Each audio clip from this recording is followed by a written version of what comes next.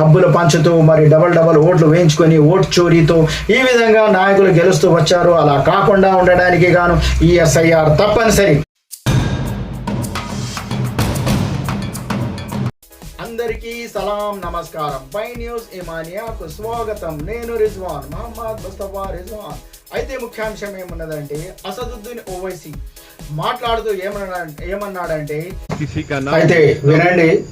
असदुद्दीन ओवैसी ఏమంటున్నాడు మరి జాగ్రత్తగా వినండి. माइनॉरिटीज को, दलित्स को और गरीबों को कि एसआईआर में अगर आपका नाम नहीं आएगा तो बंगाल की बीजेपी की सरकार ने खुद चीफ मिनिस्टर ने ऐलान कर दिया कि उनको रेशन नहीं मिलेगा, उनको पेंशन नहीं मिलेगा.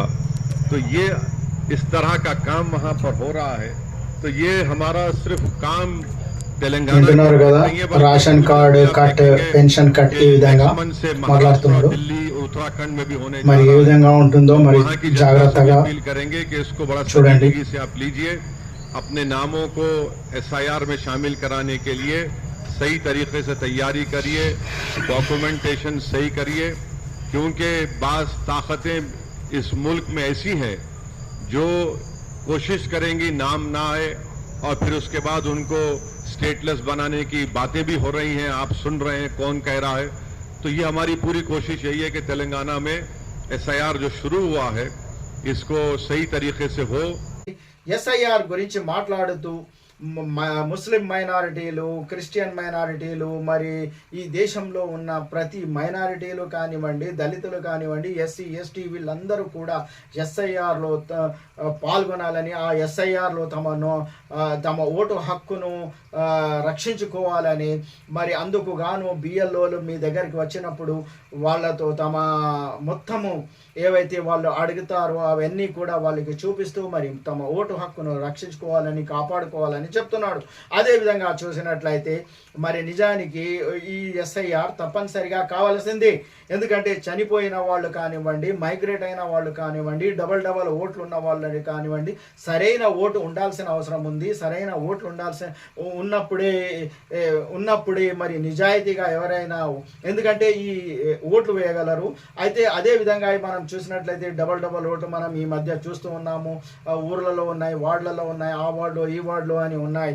కానీ అలా కాకుండా నిజాయితీగా ఓట్లు వేయాల్సిన అవసరం ఉంది. అదేవిధంగా ఓట్లు తీసుకోవాల్సిన నాయకులకు కూడా తీసుకోవాల్సిన అవసరం ఉంది ఎవరైతే ఎలక్షన్లలో నిలబడతారో. కానీ నిజానికి ఈ విధంగా ఇప్పటి వరకు కాలేదు.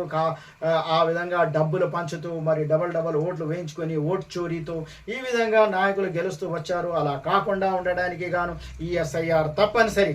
కానీ తప్పనిసరి అయిన పరిస్థితులలో ఏదైతే ఇప్పుడు మనము ఎస్ఐఆర్లో పాల్గొనాలో ఆ ఎస్ఐఆర్లో తమ ఓటును తప్పకుండా, మన ఓటును మనం తప్పకుండా మనము కాపాడుకోవాలి.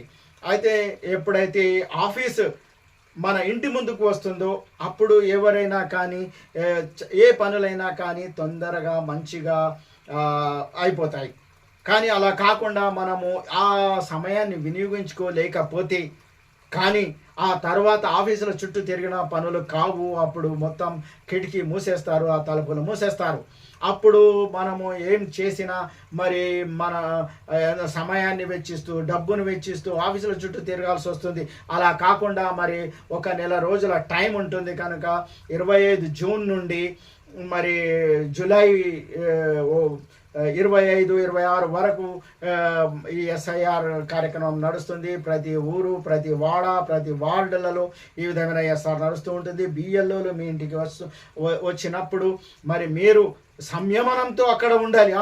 ఎంతసేపు చేస్తారు అది ఇది అనదు. ఎందుకంటే ఎప్పుడైతే ఆఫీసు మన ఇంటికి వచ్చిందో అప్పుడు చాలా చక్కగా, చాలా ఎంతో అన్ని పనులు చక్కగా జరిగిపోతాయి. కనుక మనం కొంత సంయమనం పాటించాల్సిన అవసరం ఉంది. కనుక అట్టి సమయాన్ని వినియోగించుకొని మరి మన ఓటు హక్కును కాపాడుకోవాలి. మరి అప్పుడే కదా మనం నిజాయితీగా ఓటు వేయొచ్చు. డబ్బు ప్రభావం లేకుండా మరి నిజాయితీగా ఎవరికైనా ఓటు వేయొచ్చు. మరి నాయకులు కూడా నిజాయితీగా మన దగ్గర ఓటు తీసుకోవాలి. అది కూడా ముందు జరగబోతుంది. కనుక ఇట్టి కార్యక్రమంలో ప్రతి ఒక్కరు పాలు పంచుకొని మరి ఎస్ఐఆర్లో తమ ఓటు హక్కును తప్పకుండా కాపాడుకోవాలి. మరి మీకు మీ ఇంటి పక్కల వాళ్ళు ఇప్పుడు నిజానికి ఎవరెవరైతే తమ ఇంటి పక్కల ఎవరైనా ఉన్నారా లేరా అనేది చూసి మరి వాళ్ళు ఒకవేళ వేరే దగ్గర ఎక్కడైనా ఉన్నట్లయితే వాళ్లకు ఇన్ఫర్మేషన్ ఇవ్వాలని కూడా పై న్యూస్ ఇమానియా తరఫున మేము విజ్ఞప్తి చేస్తున్నాం. ఈ మధ్య మరి కాంగ్రెస్ పార్టీ వాళ్ళు BLA అంటే బూత్ లెవెల్ ఏజెంట్లను కూడా ప్రతి ఊరు ప్రతి వాడకు కూడా నియమించుకున్నారు. అదేవిధంగా వేరే పార్టీల వాళ్ళు కూడా ఇతర పార్టీలు, ఎందుకంటే వాళ్ళకు కూడా ఓటు అవసరమే, ఇండిపెండెంట్లకు కూడా అవసరమే. మరి ఎవరెవరైతే ఏ పార్టీల వాళ్ళు ఉన్నారో మరి వాళ్ళు చేయరా? మరి వాళ్ళ దగ్గర దమ్ములు లేవా? వాళ్ళ దగ్గర డబ్బులు అయిపోయినాయా? మరి లేకపోతే వాళ్ళ దగ్గర ఏజెంట్లే కరువైపోయినరా అని జనం ప్రశ్నిస్తున్నారు. మరి ఇతర పార్టీల వాళ్ళు కూడా తమ బూత్ లెవెల్ ఏజెంట్లను నియమించుకోవాల్సిన అవసరం ఉంది. ప్రతి పార్టీ వాళ్ళు నియమించుకోవాల్సిన అవసరం ఉంది.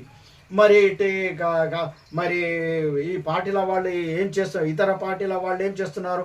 కాంగ్రెస్ వాళ్ళు అయితే చేసేసినారు ఆల్రెడీ, మరి ఇతర పార్టీల వాళ్ళు ఎందుకు చేయడం లేదు అని జనం ప్రశ్నిస్తున్నారు.